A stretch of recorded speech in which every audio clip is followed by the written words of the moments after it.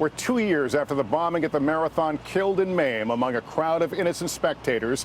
These the faces of the 3 lives taken in that moment and the police officer gunned down after. Today, the surviving bomber, Dzhokhar Tsarnaev, was found guilty on all charges. The defense never disputed his guilt. And now their biggest fight comes next. Pete Williams starts us off tonight from Boston. Lester, good evening. The jury heard from 96 witnesses during a trial that lasted more than a month, but today's verdict came after just 11 hours of deliberation.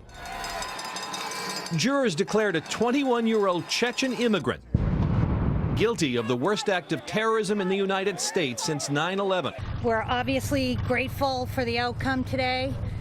It's not a happy occasion, but it's something that we can put, one more step behind us. The jury found Dzhokhar Tsarnaev guilty on each of the 30 counts filed against him for the marathon bombings that killed Crystal Marie Campbell, Lingzi Liu, and 8-year-old Martin Richard, and for the crime spree 3 nights later, killing MIT police officer Sean Collier, carjacking businessman Dun Meng's SUV and stealing money from his bank account, and shooting and throwing bombs at police in Watertown, resulting in the wounding of police officer Richard Donahue, who nearly bled to death. Tsarnaev showed little response in court, almost certainly expecting this verdict after his lawyers conceded he was part of the plot. The parents of Martin Richard hugged each other, listening intently.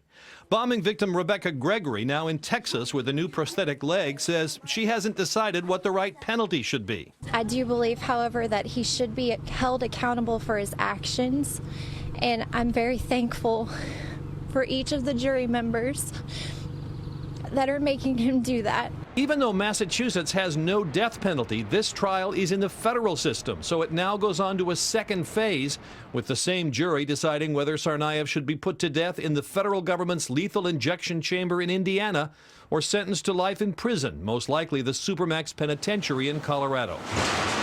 Convicting so quickly on 30 charges signals to me that the jury, again, we don't know, signals to me that the jury might not be so hesitant to vote for the death penalty. But for now, today was a moment of victory for many victims. I may be standing on one fake leg, but I'm standing here stronger than ever because someone tried to destroy me and he failed. The judge has given the jury the rest of the week off, so the next phase of the trial on the penalty starts sometime next week. Lester?